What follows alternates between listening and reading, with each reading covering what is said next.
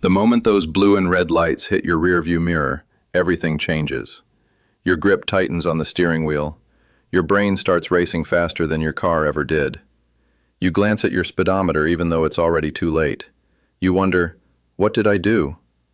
And then comes the slow pullover, the quiet engine, and that long, heavy walk of the officer approaching your window. Let me ask you something straight up. Have you ever been pulled over and felt like the situation was getting out of control, even though you knew you didn't do anything wrong? Drop your experience in the comments because what I'm about to break down might completely change how you look at traffic stops. And trust me, there's a detail most drivers miss. A small moment that can flip everything from routine to disastrous. Now let's talk about something that sounds like a headline you'd scroll past until it actually happens in real life. Cops stopping the wrong person, and then doubling down instead of backing off. This isn't rare. It's just rarely explained properly. Picture this. You're driving home after work. Nothing unusual. Maybe you've got music playing low. Maybe you're just thinking about dinner. Suddenly, lights behind you. You pull over, calm, compliant. The officer approaches, hand resting near their holster, not aggressively but not relaxed either. License and registration. You hand it over. Everything is valid. Everything is clean. Then comes the first odd moment. Where are you coming from? Now here's where most people don't realize what's happening. That question isn't about location. It's about behavior. The officer is watching how you respond. Your tone, your eye movement, your hesitation. They're building a mental profile in real time. You answer casually, just heading home. But the officer pauses, looks at you a little longer than expected, then asks again, slightly different. Where exactly are you coming from tonight? That repetition? It's not accidental. It's deliberate. They're testing consistency. And if they already think you might be someone else, someone they're actually looking for, that simple answer you gave is now being measured against a completely different expectation. This is where things start going sideways. Because in cases where officers believe they've identified a suspect vehicle or person, confirmation bias kicks in hard. That means once they think you're the guy, everything you say gets filtered through that assumption. Your calmness might look like deception. Your confusion might look like guilt. And this is exactly how the wrong person ends up in a very real, very serious situation. Now imagine the officer walks back to their patrol car with your documents. Minutes pass, then more minutes. You're sitting there wondering what's taking so long. Here's something most people don't realize. Time during a traffic stop is not neutral. The longer it goes, the more likely the officer is running additional checks, calling things in, maybe even pulling up reports or descriptions that they think match you. And if there's even a partial match, same car model, similar plate, vague description, that's when the situation can escalate without you even knowing why. The officer comes back, tone slightly different now. Step out of the vehicle. That request feels routine, but it's a major turning point. Legally, officers can ask you to step out during a stop, but psychologically it shifts the entire dynamic. You're no longer just a driver, you're now being evaluated more directly. Your posture matters, your hands matter, even the speed at which you open the door matters. And here's where people make a mistake that seems small but can spiral quickly. They hesitate, not because they're resisting, but because they're confused. Why do I need to step out? That question, completely reasonable from your perspective, can be interpreted as non-compliance from theirs. And remember, if they already think you might be someone else, they're not hearing your words the same way you intend them. Now let's talk about escalation. In the kind of scenario where the wrong person gets targeted, things often move fast after that point. The officer might start giving sharper commands. Step out now. Keep your hands where I can see them. Turn around. At this point, your brain is trying to catch up. You're thinking, what is happening? This doesn't make sense. But from the officer's point of view, they might believe they're dealing with a suspect who could be dangerous. Their actions are being driven by that assumption, even if it's completely wrong. And this is where physical force can enter the picture. Not because you did something aggressive, but because there's a mismatch between what you're experiencing and what they think is happening. You might move slower than they expect. You might turn your head at the wrong moment. You might ask a question when they expect silence. Each of those things, in the wrong context, can be interpreted as resistance.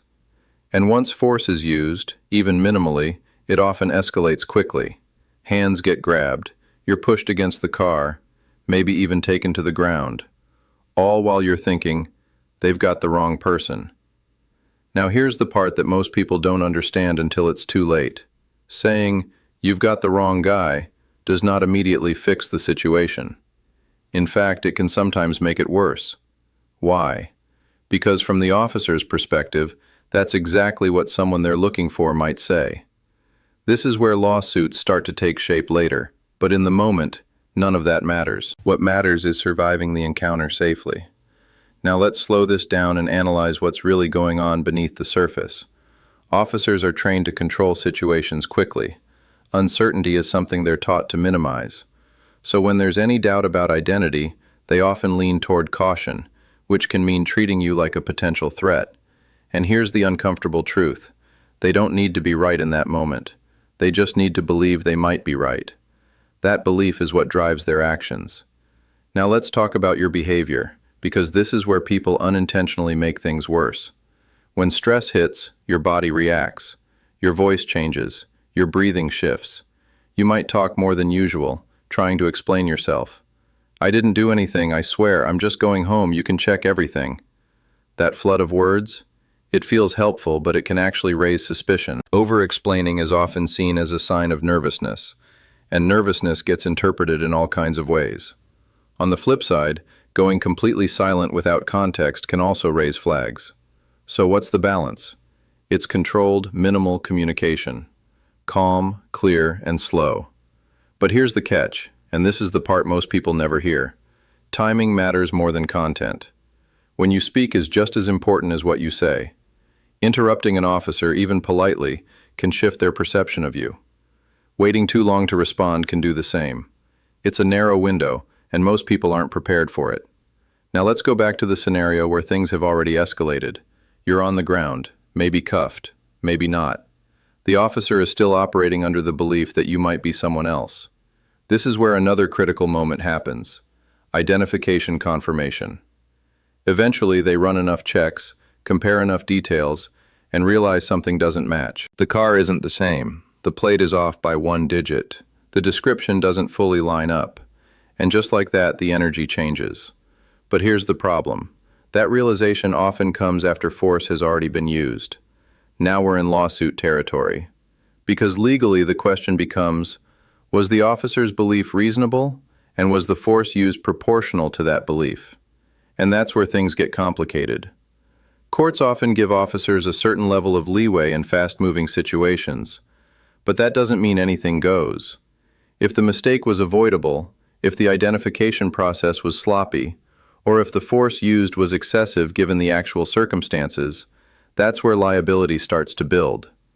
And this is why you see cases where departments end up paying out significant settlements. Not because the initial stop was illegal, but because how it was handled crossed a line. Now let's talk about something that might surprise you. Many of these situations don't start with aggressive officers. They start with small misunderstandings that stack up. A similar-looking vehicle, a vague description, a rushed decision. And then human psychology takes over. Once someone believes they're right, they start looking for evidence that confirms that belief. That's not just policing, that's human nature. But in a traffic stop, the stakes are higher. Now here's a question most people don't ask themselves. What would you do differently if you knew the officer might be mistaking you for someone else? Would you argue more? Would you try to prove your innocence faster? Or would you slow everything down? Because slowing things down, without resisting, is often the safest move. That means controlled movements, clear, simple responses, no sudden actions, no emotional reactions. It feels unnatural, especially when you know you're right.